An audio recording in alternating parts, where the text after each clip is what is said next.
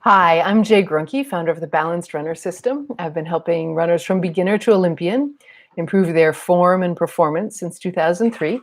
And I'm here with your next stuck at home running form video tip from my living room to yours, helping you use this time as an opportunity to become a better runner.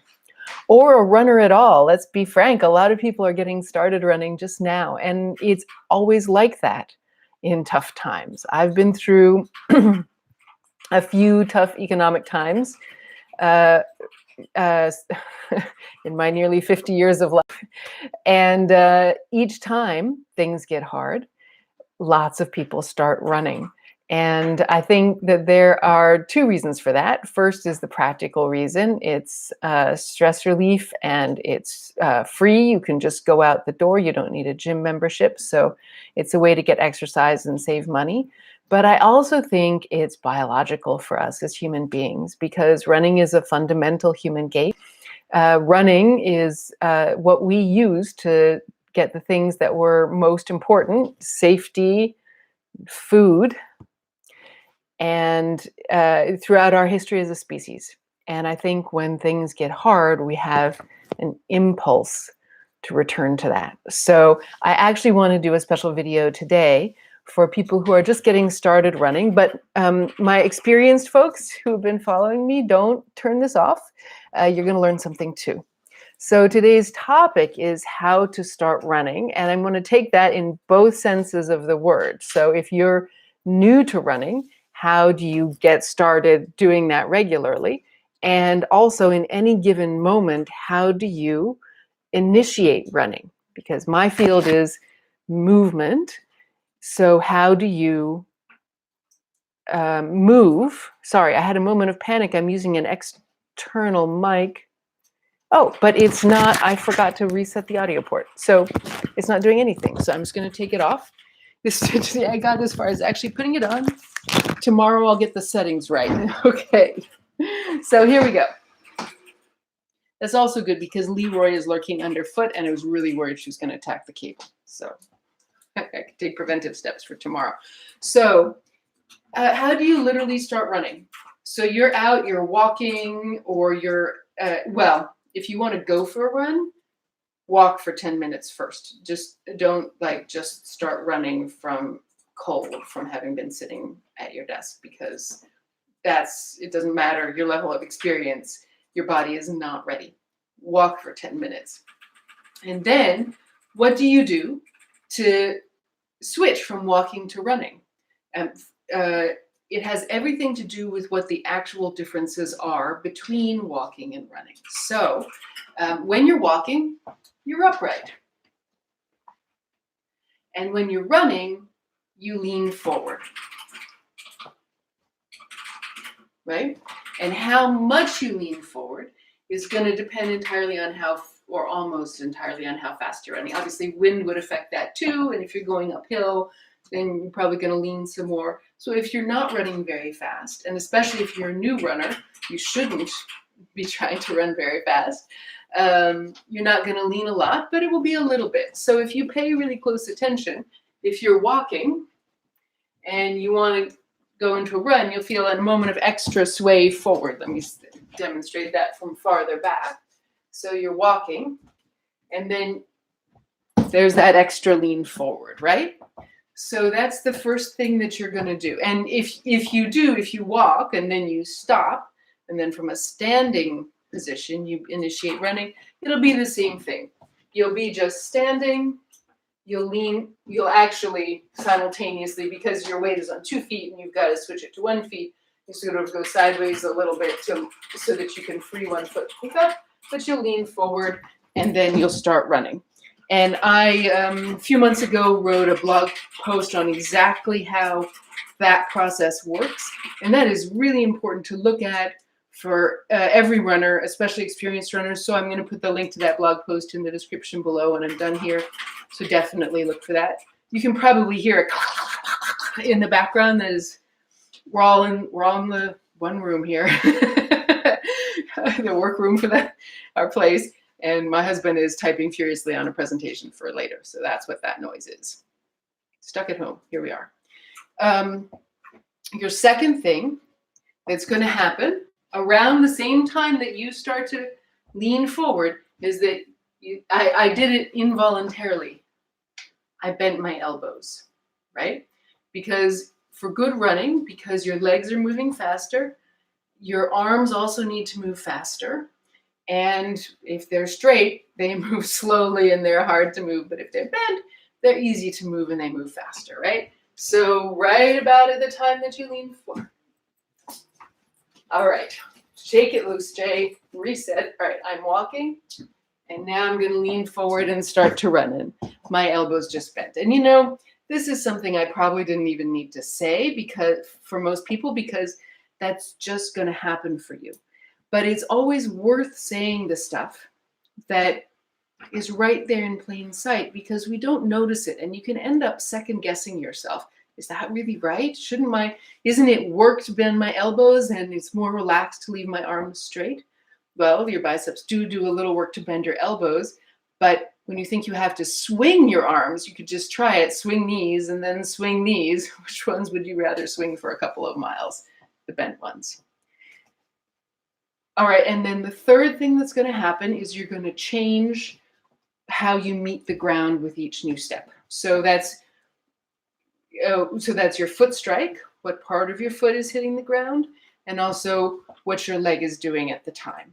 So when you're walking, you meet the ground with your heel and with a pretty straight leg. It shouldn't be ramrod straight. If it is, even walking will be unpleasant, but it's pretty straight. And walking is a heel to toe activity, right? Yeah. Well, I'm doing a running video, so I'm bending my elbows walking. Actually, my legs work a lot better for walking when I don't bend my elbows because these things are all connected, okay? So in running, however, you go into the air with each step. And because of that, when you land, your leg needs to be bent and flexible so you can land without a jolt. I'm going to put the screen down a little bit so you can see my feet better. And my legs. So you're going to go from that to that. So your knee is going to be a little bit relaxed in the air and your foot is going to be relaxed. So that you have, don't micromanage how your foot hits the ground. You don't want to land really on your tiptoes. That's very stressful for your calves. But you should feel like you're not landing as far back on your heel as you do when you walk. So again, you're walking or you're standing, you sway forward, your elbows bent, and already your next step is a little bit like that. Because when you sway forward, you don't catch yourself like that. If you want to run, you catch yourself like that, and then your next steps will also be like that. So especially at slow speeds, you're not going to land in a deep lunge each time, but you're just going to let the leg and foot be flexible. And that's what gives you your springiness that makes it technically, biomechanically, running and not walking. So those three things. So for beginners, it's always great to start with a run-walk program rather than trying to run continuously a mile or more. So you run a little bit, you stop before you're tired, you walk a little bit, then you run again.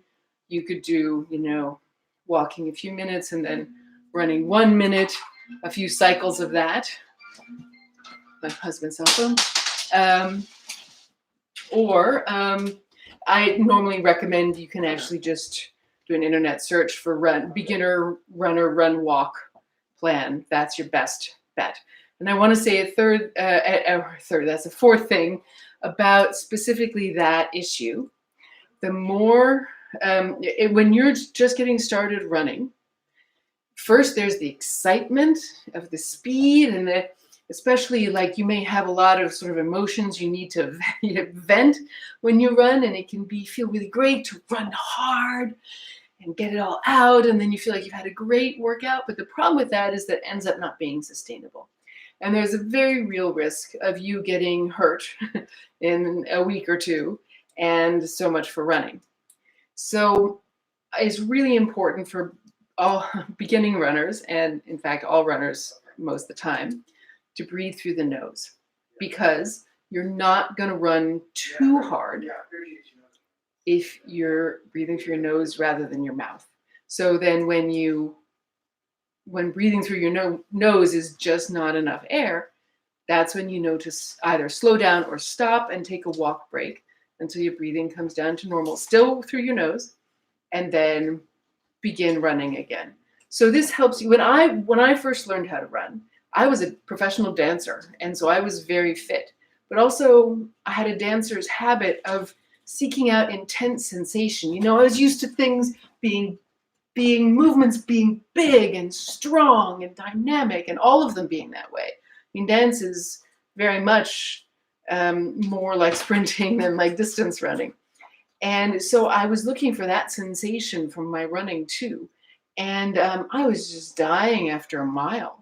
And I saw that in all the other dancers I knew who ever tried to run as well. And now I recognize the sensation or the phenomenon as just you're expecting something too intense. And in fact, the learning curve is learning how to find a sustainable level of effort and then to sustain it. And that's a lot less intense than you think it's going to be, but it will feel so much better in the long run. And breathing through your nose is a feedback mechanism that helps you do that. So, you know, don't go out and be a hero and try and run hard all the time.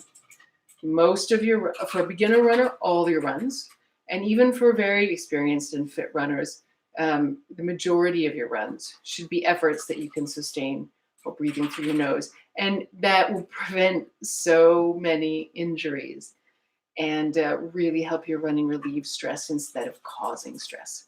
So those are my top tips. To recap, you start running by letting yourself fall forward. So you lean forward, you bend your elbows, and then you start landing with a more flexible leg and foot than when walking.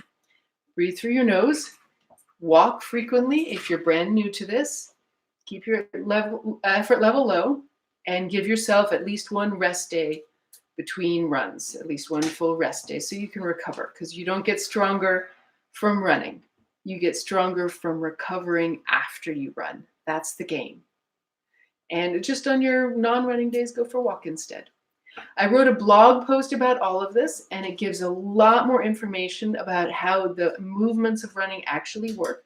So I'm going to put the link to that in the description below as well. And I'm also going to link to the very first YouTube video that I made in 2011 with my colleague Julia Pock. It's called The 5 Biggest Mistakes Beginning Marathoners Make, because my practice at that time was working most of all with people training for the New York City Marathon in New York City. And we filmed it at a track, so you can see a lot of things about how we're moving. So I'm going to give you that as a resource as well. So thank you very much for watching. I hope that you found this useful. If you did, please hit like so YouTube knows that it was a valuable video, and we'll share it with more runners who need this information. Please subscribe to my YouTube channel so that you don't miss a video. And please check out all the great resources that I have for you on balancedrunner.com. Thanks so much, and I'll see you again here tomorrow, live streaming.